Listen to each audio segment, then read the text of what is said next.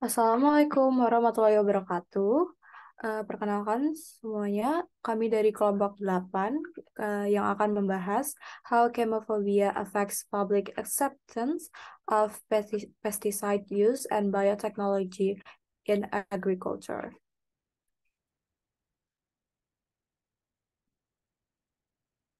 Kami dari kelompok 8 dengan anggota kelompok yaitu ada Elvernita Jun dan saya juga Gregoria Putri Widiharti dan teman saya Isfa Sona Bunga Falana.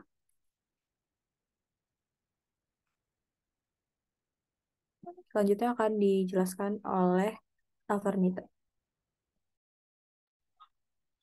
Ya, pertama, pada introduction ini, dari artikel ini, next slide.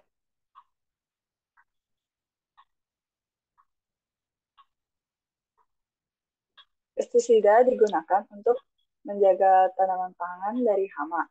Namun penggunaan pestisida yang berlebih ini memiliki dampak yang buruk terhadap lingkungan dan kesehatan manusia. Oleh karena itu, banyak konsumen yang khawatir mengenai ditemukannya residu pestisida dalam makanannya, meskipun jumlah pestisida tersebut di bawah ambang batas wajar.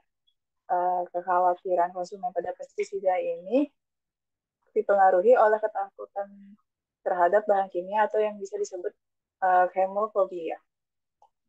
Beberapa konsumen yang chemofobia ini mendesak pemerintah untuk memboikot penggunaan bahan kimia sintetis dalam agrikultur dan beralih produksi pangan organik pada tahun 2030.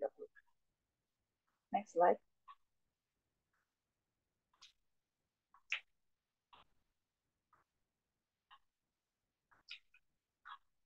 Nah, selanjutnya itu tanaman pangan atau tanaman pangan GMO atau genetically modified organism merupakan salah satu solusi yang ditawarkan untuk mengurangi pestisida. Tetapi mayoritas konsumen mungkin enggan untuk mengonsumsi produk GMO karena dianggap tidak alami. Nah, konsumen ini memandang kealamian produk pangan ini berdasarkan teknik yang digunakan.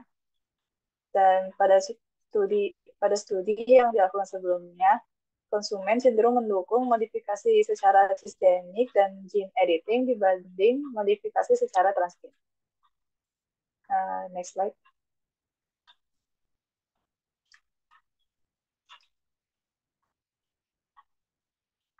Nah, berikut ini adalah study aim dari artikel ini atau tujuan penelitian.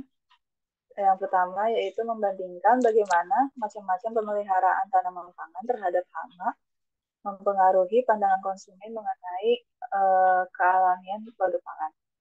Yang kedua yaitu menentukan hal-hal yang mempengaruhi penerimaan konsumen dalam metode pemeliharaan produk pangan. Dan yang ketiga yaitu membantu dalam usaha komunikasi risiko atau risk communication guna menyampaikan pandangan skeptis publik terhadap metode pemeliharaan produk pangan.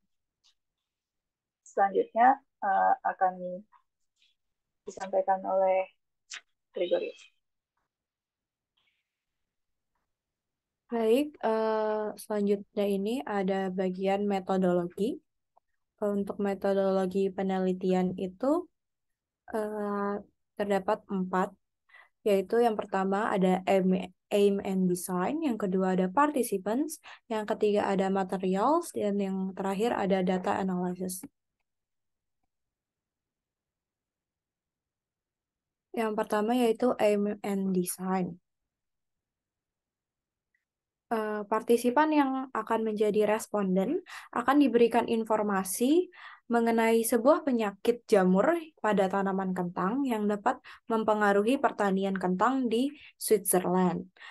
Peneliti ini menggunakan 4 jenis kelompok untuk menangani penyakit tumbuhan atau tanaman kentang hawar yang ditunjukkan dengan 4 cara pencegahannya, yaitu yang pertama dengan menggunakan pestisida sintetis, dan yang kedua ada penggunaan pestisida alami, yang ketiga dengan melakukan transfer gen pada tanaman kentang, dan yang terakhir adalah mengubah gen pada tanaman kentang. Partisipan yang mengikuti penelitian ini akan memberikan respon terhadap pertanyaan kuesioner tentang kealamian makanan, kemofobia, serta menilai pengaruh kerusakan terhadap alam. Yang kedua ada participants.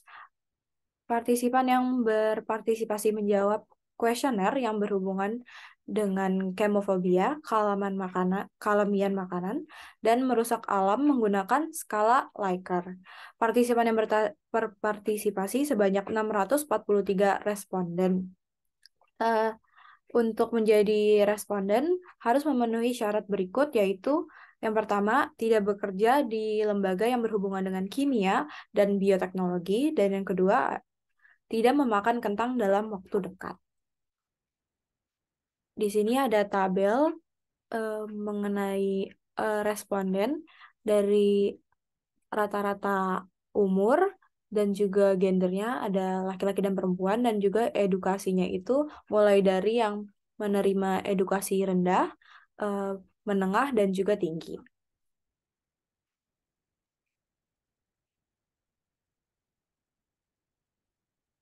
Lalu yang ketiga ada materials.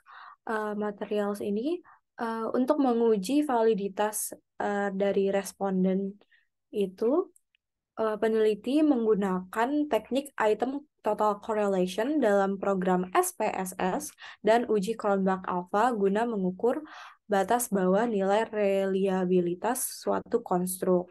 Nah, dengan menggunakan uji Cronbach-Alpha ini, jika nilai yang didapatkan itu melebihi dari angka 0,60, maka data yang uh, data yang didapatkan itu dapat dinyatakan reliable atau dapat diandalkan. Di sini ada tabel mengenai skala kemofobia dari hasil responden, dan juga ada pentingnya kealamian dalam makanan. Kemudian dalam untuk menjaga untuk ini skala merusak alam. Di sini didapatkan skala kemofobia sebesar 0,85, sehingga dapat dinyatakan bahwa data yang didapatkan ini itu dapat diandalkan atau reliable. Kemudian kepentingannya kealamian makanan ini didapatkan nilai sebesar 0,82, sehingga data yang didapatkan ini dapat reliable. Dan yang terakhir adalah skala merusak alam itu didapatkan nilai sebesar 0,83, sehingga semua data yang didapatkan ini bersifat reliable. Kemudian yang terakhir ini, peneliti menggunakan data tersebut dianalisis dan divisualisasikan dengan sistem SPSS menggunakan uji ANOVA yang berguna untuk membandingkan rata-rata populasi serta menggunakan analisis korelasi Pearson. Di sini kita dapat data dari hasil responden mengenai skala kemofobia ini. Didapatkan rata-rata bahwa rata-rata sebesar 4,99, bahwa responden menginginkan bahwa tanaman kentang ini harus bebas dari substansi kimia. Kemudian untuk kepentingan terhadap kealamian makanan ini, rata-rata yang paling tinggi adalah harus memiliki bahan alam yang alami. Kemudian yang ketiga ini yang skala merusak alam didapatkan rata-rata paling tinggi dengan pernyataan bahwa mereka lebih memilih untuk tinggal di mana manusia meninggalkan alam itu sendiri dan tidak mengganggu alam tersebut.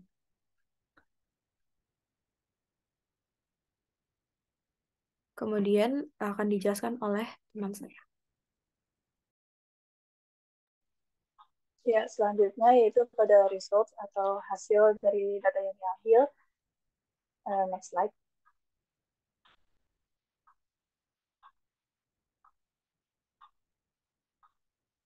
Yang pertama yaitu acceptance of crop protection measures atau tingkat penerimaan terhadap langkah pemeliharaan tanaman pangan. Yang pertama itu ada transfer gen ini memiliki nilai yang lebih tinggi di dalam pemeliharaan tanaman pangan dibandingkan pestisida sintetis, pestisida alami, dan gene editing. Bisa dilihat di tabel yang ada di bawah, yaitu yang kriteria keempat, acceptance of crop protection measures itu nilainya yang lebih tinggi itu pada gene transfer, yaitu sebesar 68,90. Nah, next slide.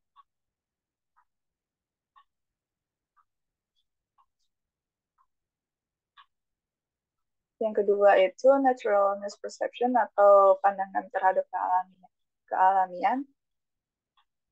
Transfer gen ini memiliki nilai lebih tinggi pada naturalness perception post-tax dibandingkan pada pestisida sintetis, pestisida alami, dan gene editing.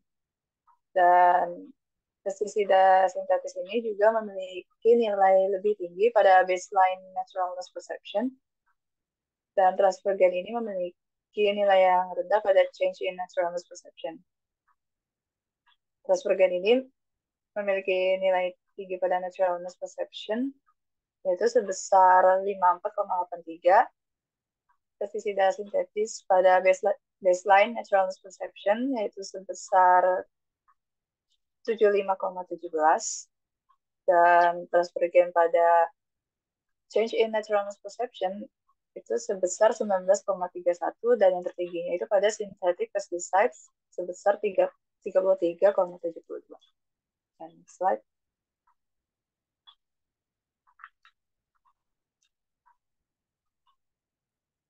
Selanjutnya yaitu pada chemophobia, importance of naturalness input and tampering with nature, atau chemophobia, kepentingan dalam kealamiahan dalam makanan dan merusak alam. Nah, analisis yang digunakan itu analisis korelasi Pearson, dan didapatkan hasilnya itu pada chemophobia, pentingnya kealamian dalam makanan dan kerusakan pada alam ini memiliki nilai yang tinggi pada semua sampel atau semua 4 grup yang telah disebutkan. Dipaparkan di sini, chemophobia itu memiliki nilai rata-rata sebesar 3,53 dan standard deviation dari 1,7. Pentingnya kealamian dalam makanan dengan nilai rata-rata 3,26, standard deviation-nya 0,68, dan tampering with nature atau merusak alam itu nilai rata-ratanya 4,54 dan standard deviation-nya 1,72. Next slide.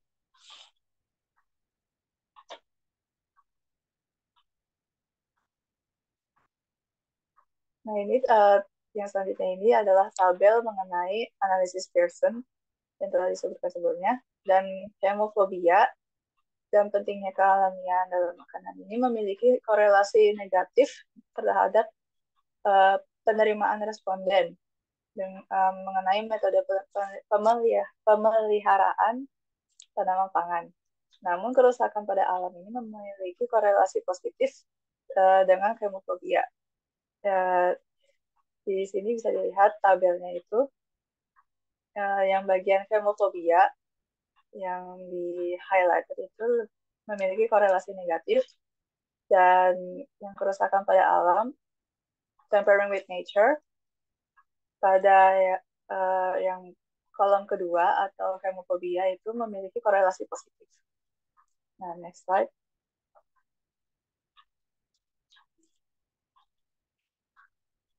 Nah, ini selanjutnya yaitu analisis regresi pada penerimaan langkah pemeliharaan tanaman pangan.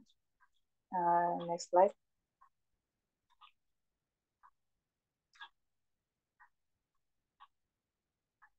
Pada tabel tersebut dijelaskan bahwa dipaparkan bahwa terdapat 25% perbedaan dalam penerimaan pestisida sintetik, 14% perbedaan dalam penerimaan pestisida alami, 8% perbedaan dalam penerimaan transfer gen, dan 15% perbedaan dalam penerimaan gene editing. Dan hemofobia dan pentingnya kealamian dalam makanan juga memiliki hubungan negatif dengan penerimaan responden terhadap semua metode pemeliharaan tanaman pangan. Dan variabel sosial demografik, khususnya pada usia dan gender, memiliki hubungan positif dengan penerimaan pestisida sintetis. Next slide. Nah, selanjutnya akan dilanjutkan oleh. Baik, selanjutnya masuk ke dalam bagian discussion. Bagian ini dalam artikel membahas lebih lanjut mengenai pembahasan sebelum-sebelumnya. Boleh di next.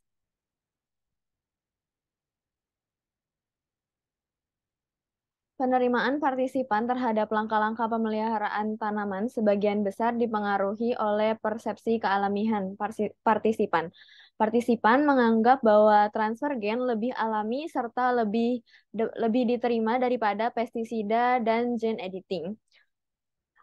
Responden ataupun konsumen mungkin menganggap bahwa proses dari transfer gen ini lebih natural karena terjadinya di alam. Hal ini menguntungkan bagi modern agrikultur karena transfer gen dapat mengurangi penggunaan pestisida. Namun pestisida dan pengaplikasian bioteknologi masih mendapat penolakan dari kemofobia atau orang-orang yang tidak suka dengan bahan kimia. Mereka merasa bahwa pestisida dan pengaplikasian bioteknologi seharusnya tidak digunakan dalam pertanian. Penyelidikan lebih lanjut diperlukan karena tidak jelas apakah seseorang yang mengalami kemofobia ini menganggap gen sebagai bahan kimia atau sebagai entitas berbahaya yang dapat mencemari tanaman.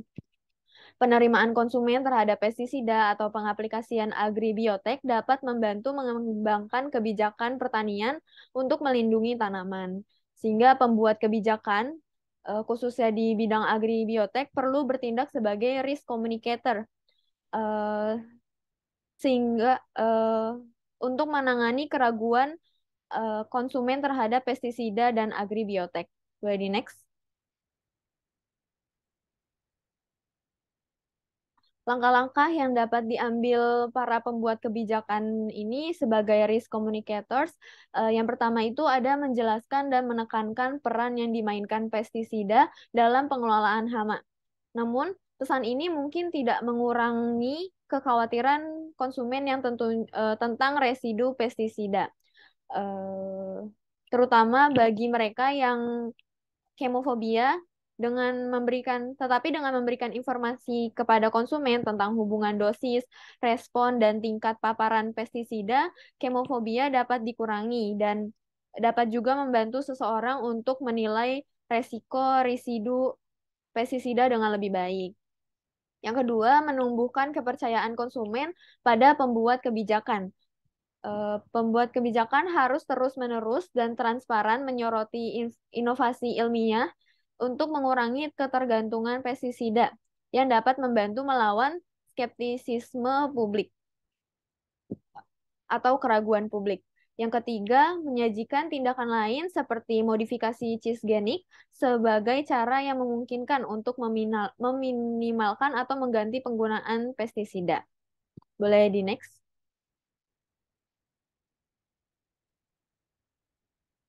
Hambatan-hambatan yang dialami para pembuat kebijakan, yaitu responden atau partisipan menganggap bahwa kelompok gene editing ini menunjukkan persepsi kealamian yang paling rendah dibandingkan pestisida. Yang kedua itu temuan tidak memungkinkan untuk generalisasi mengenai penerimaan konsumen terhadap gene transfers. Misalnya pada pengaplikasian bioteknologi di bidang medis dianggap lebih positif daripada pengaplikasian di bidang non-medis. Nah, ini berarti tidak dapat diasumsikan bahwa konsumen yang menerima transfer gen sebagai langkah perlindungan tanaman juga menerima transfer gen sebagai langkah untuk membuat tanaman lebih bernutrisi. Yang ketiga, para partisipan mungkin lebih menerima transfer gen karena deskripsi yang diberikan ini tidak secara eksplisit merujuk ke teknologi gen. Karena label ilmiah inilah yang bisa memicu makna negatif. Dengan demikian, mengklarifikasi apakah penerimaan konsumen terhadap pengaplikasian bioteknologi, agribioteknologi akan berubah ketika penambahan label ilmiah ke deskripsi suatu aplikasi itu diperlukan. Boleh di next. Selanjutnya, bagian conclusion atau kesimpulan dari artikel ini. Boleh di next. Jadi artikel ini membahas mengenai studi menjelaskan persepsi konsumen mengenai langkah-langkah perlindungan tanaman kimia dan genetik.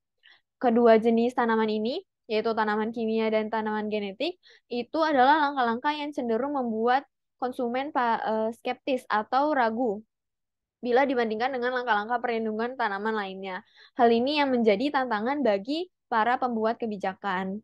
Yang kedua yaitu masa depan praktik pengelolaan hama bergantung pada bagaimana tindakan perlindungan tanaman alami yang dilihat oleh konsumen. Selanjutnya ada pembuat